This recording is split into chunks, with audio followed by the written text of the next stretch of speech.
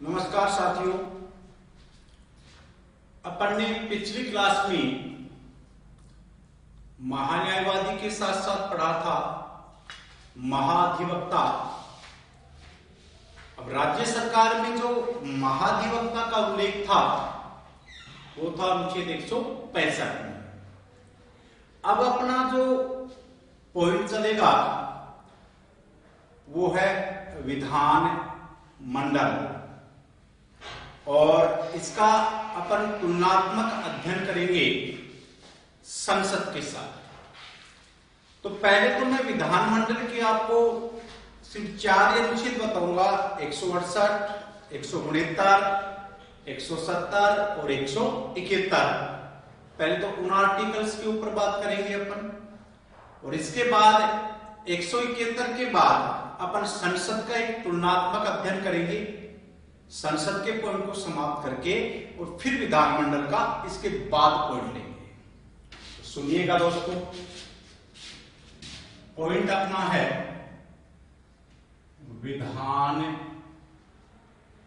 मंडल, और विधानमंडल का जो उल्लेख है वह अनुच्छेद 168 से 212 के बीच किया गया है। अब विधानमंडल को अपन राज्य सरकार की व्यवस्थापिका भी कह सकते हैं या विधायिका भी कह सकते हैं, और इसका जो प्रमुख कार्य है वो है कानून का निर्माण करना। अब मैं पहले अनुच्छेद की बात कर रहा हूं, अनुच्छेद 168। अनुच्छेद 168 में विधानमंडल की संरचना को दर्शाया गया है कि विधानमंडल की संरचना क्या है, विधानमंडल के कितने अंग होते हैं। दोस्तों 168 में स्पष्ट कहा गया है कि विधानमंडल के 3 अंग होते हैं। अब 3 अंग कौन कौन से हैं? एक राज्यपाल है, एक विधान परिषद है, और एक है विधान सभा। यानी राज्यपाल, विधान परिषद एवं विधान सभा को मिलाकर के किसका निर्माण होता है? विधान मंडल का निर्माण किया जाता है। अब दोस्तों एक इंपॉर्टेंट क्वेश्चन जो यहां से आ रहा है, विशेष पॉइंट, और विशेष पॉइंट में ये सुनिएगा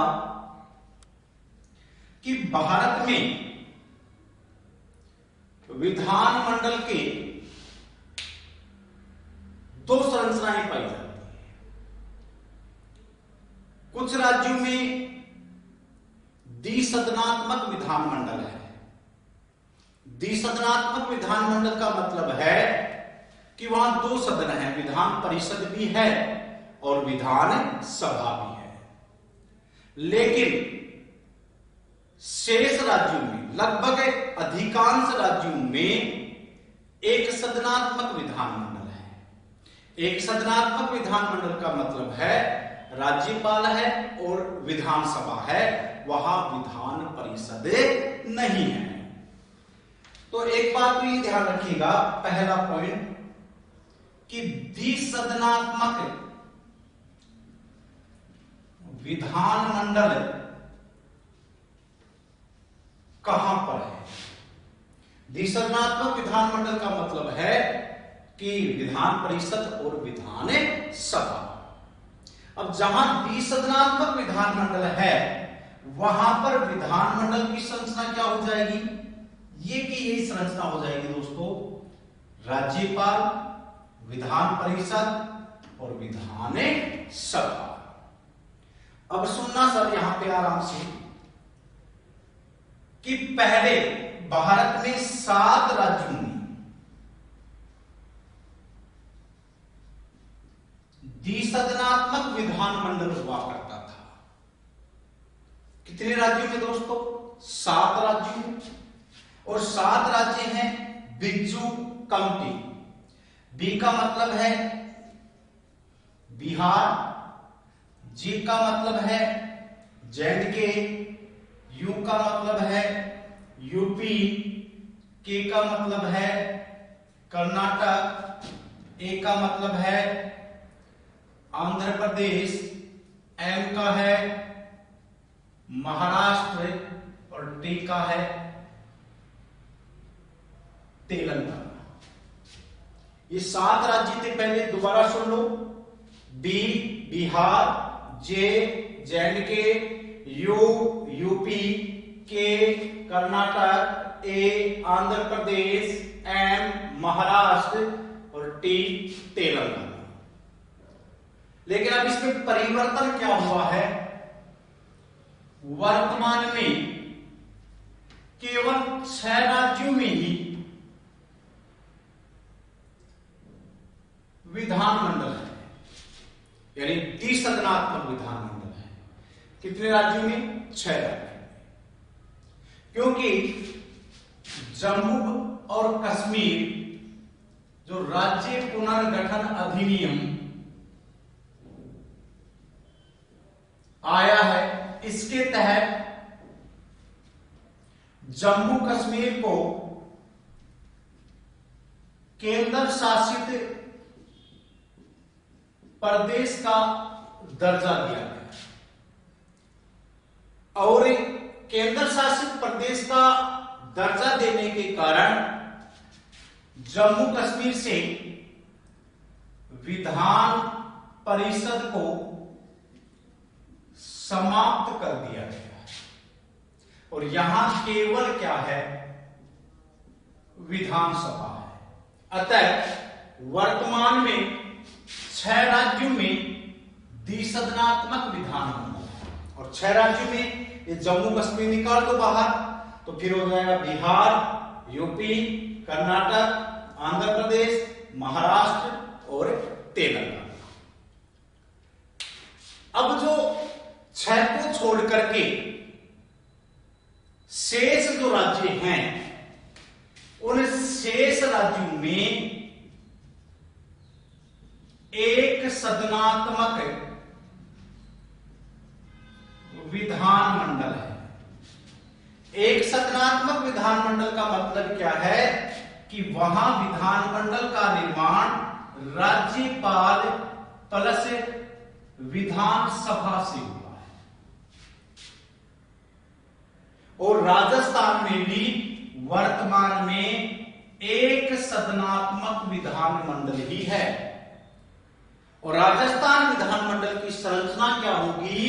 राज्यपाल प्लस विधानसभा बराबर विधान मंडल। एक बार दोबारा रिपीट कर लो। अपन पढ़ रहे हैं विधानमंडल। विधानमंडल का जो उल्लेख है वह अनुच्छेद 168 से 212 के बीच दिया गया है। विधानमंडल को राज्य सरकार की व्यवस्थापिका या विधायिका भी कहा जाता है और इसका प्रमुख कार्य है कानून का निर्माण करना। अनुच्छेद 168 में क्या दर्शाया गया है? विधानमंडल की संरचना। और विधानमंडल की संरचना जो दर्शाई गई है, इसमें कहा गया है कि विधानमंडल के कितने अंग होते हैं? 3। राज्यपाल, विधान परिषद और विधान सभा।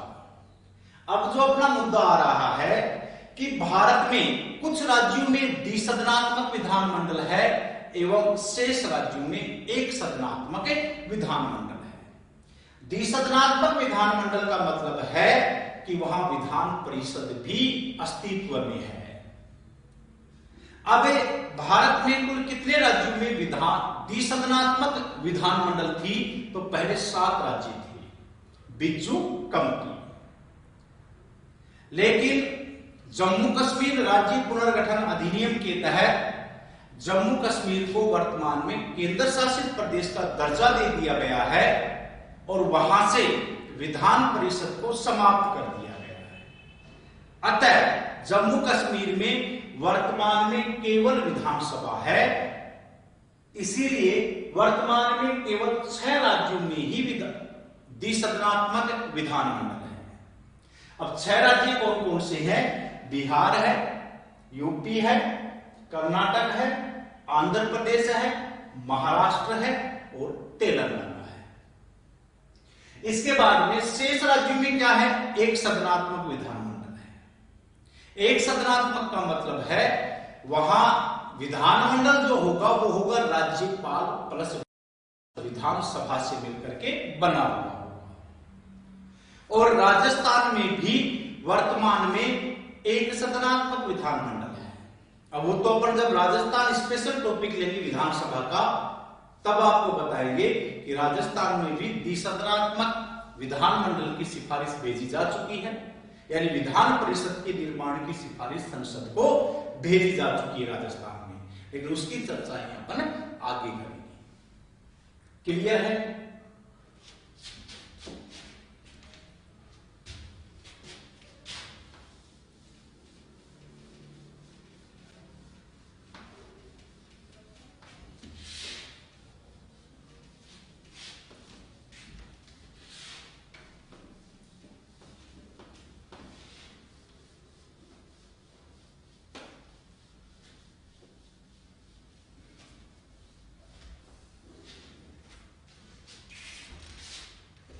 अब दोस्तों अपन लेंगे अनुच्छेद 169। दोस्तों बहुत अच्छा पॉइंट है, समझना है 169 में क्या है। 169 में लिखा है विधान परिषद का निर्माण एवं अंत।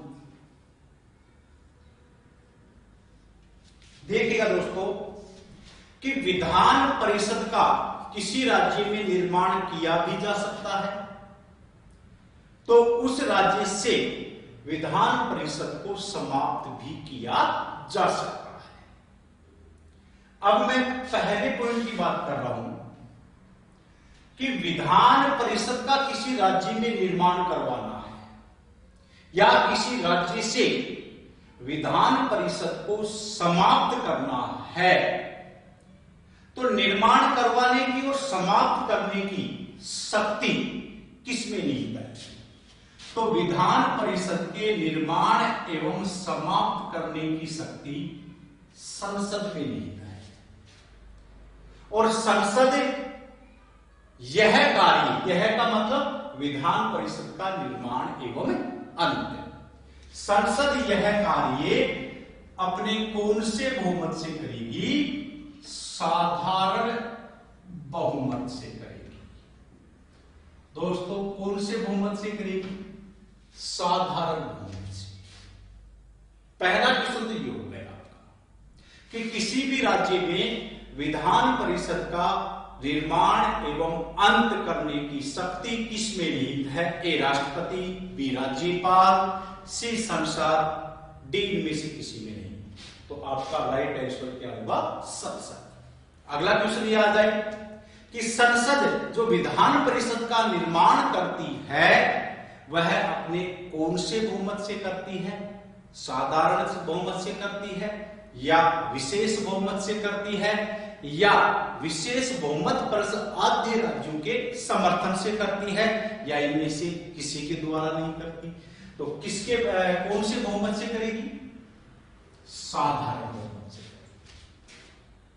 अब अगला इसी में एक पॉइंट हो रहा है, कब करेगी? कि भाई संसद कर सकती है अपने साधारण बहुमत से किसी भी राज्य में विधान परिषद का निर्माण कर सकती है तो उसे समाप्त कर सकती है, लेकिन संसद ऐसा कब करेगी? ये भी इंपॉर्टेंट है दोस्तों। कब का मतलब है जब संबंधित राज्य की विधानसभा अपने विशेष बहुमत से, कौन से बहुमत से सर? ये जरूर याद रखोगे, विशेष बहुमत से ऐसा प्रस्ताव पारित कर दे। ऐसा प्रस्ताव का मतलब है या तो विधान परिषद के निर्माण का प्रस्ताव या इसे समाप्त करने का प्रस्ताव, कि जब संबंधित राज्य की विधानसभा अपने विशेष बहुमत से किसी भी राज्य में या तो विधान परिषद का निर्माण करने का प्रस्ताव पारित कर दे या उसे समाप्त करने का प्रस्ताव पारित कर दे, तो संसद अपने साधारण बहुमत से उस राज्य में विधान परिषद का निर्माण भी करवा सकती है, तो उसे समाप्त भी कर सकती है। जैसे मैं एग्जाम्पल की बात करूं, राजस्थान, कि यदि राजस्थान में विधान परिषद का निर्माण करवाना है, 2012 में सरकार ने ऐसी सिफारिश भेज भी दी है, लेकिन अपन समझ रहे हैं प्रोसेस को, कि राजस्थान में विधान परिषद का निर्माण करवाना है तो पहले राजस्थान की जो विधानसभा है जिसमें कुल 200 सदस्य हैं, वो 200 सदस्य अपने विशेष बहुमत से इस विधेयक को पारित करेंगे। विशेष बहुमत से पारित करने के बाद सरकार इसे कहां भेजेगी? संसद के पास। और जब संसद के दोनों सदन इस प्रस्ताव को साधारण बहुमत से पारित कर दे, तो राजस्थान में विधान परिषद का क्या हो जाएगा? निर्माण। सपोज दैट राजस्थान में विधान परिषद का निर्माण हो गया और अब उसी को सरकार समाप्त करना चाहती है, तो भी प्रोसेस यही होगा कि राजस्थान की विधानसभा है वो अपने विशेष बहुमत से विधान परिषद को समाप्त करने का एक प्रस्ताव लेके आई, फिर वो कहां जाएगा? संसद के पास जाएगा, और संसद अपने साधारण बहुमत से यदि पारित कर देती है तो उसे समाप्त भी किया जा सकता है। अब एक क्वेश्चन यहां से एक और इंपॉर्टेंट निकलता है सर, कि वह कौन सा सदन है जिसे भंग तो नहीं किया जा सकता लेकिन उसे समाप्त किया जा सकता है? दोबारा सुनो, कि वह कौन सा सदन है जिसे भंग नहीं किया जा सकता लेकिन समाप्त किया जा सकता है? जैसे ए आ गया लोकसभा, बी राज्यसभा, सी विधानसभा, डी विधान परिषद। तो इसका राइट आंसर होगा आपका विधान परिषद, कि विधान परिषद एक स्थायी सदन है, निरंतर सदन में रहता है, कार्यकाल 6 वर्ष का है, इसे भंग तो नहीं किया जाता विधान परिषद को, लेकिन इसे समाप्त किया जा सकता है। यह लिखा है अनुच्छेद 169 में। दोबारा रिपीट करो, कि विधान परिषद का निर्माण एवं अंत, कि विधान परिषद का निर्माण भी करवाया जा सकता है तो उसे समाप्त भी किया जा सकता है, और इसे समाप्त एवं निर्माण करने की शक्ति किसके पास है? संसद के पास है। संसद ऐसा कार्य अपने कौन से बहुमत से करेगी? संसद ऐसा कार्य अपने साधारण बहुमत से करेगी। कब करेगी संसद ऐसा कार्य अपने साधारण बहुमत से? जब संबंधित राज्य की विधान सभा अपने विशेष बहुमत से ऐसा प्रस्ताव पारित कर दे। अब दोस्तों अपन नेक्स्ट आर्टिकल पढ़ते हैं, अनुच्छेद 170।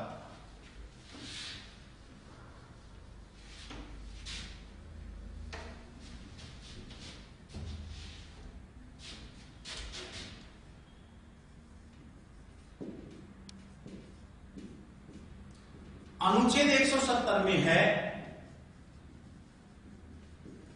विधानसभा की संरचना। देखिएगा विधानसभा की संरचना में क्या लिखा गया है। पहला पॉइंट दिया गया विधानसभा की संरचना में सदस्य संख्या, कि विधानसभा में कितनी सदस्य संख्या होगी। तो सदस्य संख्या को दो प्रकार से दर्शाया गया है। एक तो है अधिकतम और एक दर्शाई गई है न्यूनतम। देखिएगा, अधिकतम में कहा है कि किसी भी राज्य की विधानसभा में अधिकतम सदस्य संख्या होगी 500 और न्यूनतम में लिखा है कि 60 से कम नहीं होगी। आप ये कह सकते हैं कि 500 से अधिक नहीं होगी तो 60 से कम नहीं होगी। अब अधिकतम में देखेंगे एग्जाम्पल कि कौन कौन से राज्यों में सबसे ज्यादा विधानसभा की सीट है। तो पहला है इसका उदाहरण यूपी, जिसमें 403 है विधानसभा की सीट। दूसरा है पश्चिमी बंगाल, जिसमें 294 है।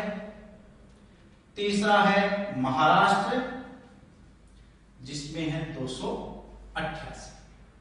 3 राज्य तो आप ये ध्यान रखोगे कि अधिकतम में यूपी की 403 है, पश्चिमी बंगाल में 294 है और महाराष्ट्र में 288 है। राजस्थान का और याद रखेंगे कि राजस्थान में विधानसभा की सीट कितनी है, 200 है। न्यूनतम में क्या लिखा है कि न्यूनतम में कम से कम 60 होंगे।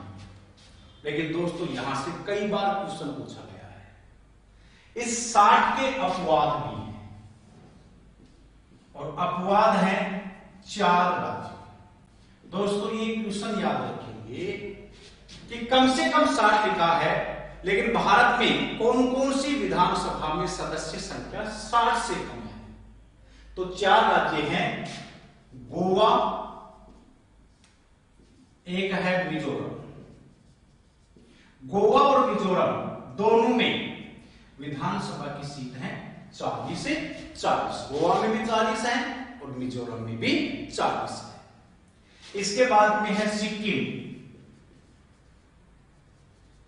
सिक्किम में है 32 और लास्ट है इसका पुदुचेरी, और पुदुचेरी में है 30।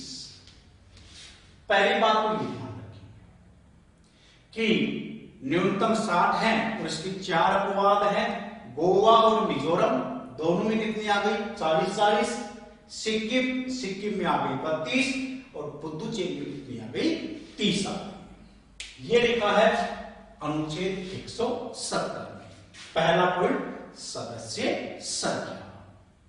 अब जो दूसरा पॉइंट लिखा है कि विधानसभा के सदस्यों का चुनाव कैसे होता है, इनका निर्वाचन कैसे होता है, प्रत्यक्ष होता है, अप्रत्यक्ष होता है, कि गुप्त मतदान से होता है, खुला मतदान होता है, क्या होता है, देखिएगा। दूसरा पॉइंट है चुनाव ओब्लिक निर्वाचन। विधानसभा के सदस्यों का जो चुनाव है वो होता है प्रत्यक्ष। प्रत्यक्ष का मतलब है जनता खुद चुनाव में क्या लेती है, भाग लेती है। दूसरा है प्रत्यक्ष होता है, कौन सा मतदान होता है इसमें, गुप्त मतदान होता है। कौन सा मतदान होता है, गुप्त मतदान होता है। तीसरा गुप्त मतदान होता है वयस्क मताधिकार के आधार पर।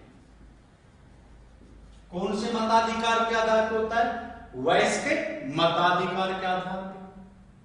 जब संविधान प्रारंभ हुआ था, मैं वयस्क मताधिकार की बात कर रहा हूं, कि जब संविधान प्रारंभ हुआ था उस समय मतदाता की न्यूनतम आयु हुआ करती थी 21 वर्ष।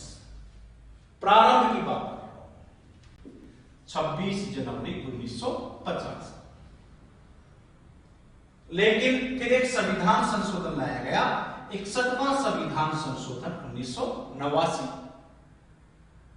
और ये 61वां संविधान संशोधन लाया गया, इसके तहत मतदाता की आयु कितने वर्ष की थी? 18 वर्ष की। दोबारा सुनो कि विधानसभा के सदस्यों का चुनाव प्रत्यक्ष होता है, गुप्त मतदान से होता है, वयस्क मताधिकार के आधार पर किया जाता है। लेकिन अब इस वयस्क मताधिकार वाले मामले को पकड़ना है कि पहले संविधान के प्रारंभ में मतदाता की आयु कितने वर्ष हुआ करती थी? 21 वर्ष। कौन से संविधान संशोधन? ये संविधान संशोधन इंपॉर्टेंट है कि 21 वर्ष से 18 वर्ष जो मतदाता की आयु की गई है, वो कौन से संविधान संशोधन से की गई है? तो वो की गई है 61वें संविधान संशोधन के तहत। और कितने वर्ष की गई है? 18 वर्ष। क्लियर? अगला सुनिएगा, तीसरा पॉइंट इसी कि विधानसभा में सीटों का जो आवंटन है वो किस आधार पर किया गया है? जैसे आप यूपी में 403 देखते हैं, 294, 288, राजस्थान में 200 देख रहे हैं। तो इस सीटों का आवंटन किस आधार पर हुआ है विधानसभा में? तो नेक्स्ट पॉइंट है सीटों का आवंटन। देखिएगा, विधानसभा में सीटों का जो आवंटन किया गया है वो किया गया है जनसंख्या के अनुपात में। सीधा ही क्वेश्चन आ जाए कि विधानसभा में सीटों का आवंटन किया गया है ए क्षेत्र के आधार पे, बी भाषा के आधार पे, सी जनसंख्या के आधार पे, डी इनमें से कोई नहीं। तो किसके आधार पे किया गया है? जनसंख्या के आधार पे। अगला पॉइंट ध्यान रखना है कि विधानसभा की सीटों का जो आवंटन जनसंख्या के आधार पर किया गया है, ये जनसंख्या का पैमाना कौन सा वर्ष माना गया है? तो जनसंख्या का आधार वर्ष है 2001 की जनगणना के आधार पे। किसके आधार पे है? 2001 की जनगणना के आधार पे। और ये 2001 की जो जनगणना है, ये कौन से संविधान संशोधन से की गई है? 87वां संविधान संशोधन जो 2003 में हुआ था। इस 87वें संविधान संशोधन के तहत विधानसभा की सीटों का आवंटन का जो आधार वर्ष था वो क्या माना गया? 2001 की जनगणना को माना गया। दोबारा सुनो कि विधानसभा में सीटों का जो आवंटन है वो किसके अनुपात में है? जनसंख्या के अनुपात में। जनसंख्या का जनगणना का आधार विधानसभा की सीटों के लिए क्या माना गया है? 2001 की जनगणना को माना गया है। और कौन से संविधान संशोधन से? 87वें संविधान संशोधन से ऐसा किया गया है। दोस्तों, ये पॉइंट था अपना विधान सभा के बारे में। अब अपन नेक्स्ट आर्टिकल देखते हैं, अनुच्छेद 171।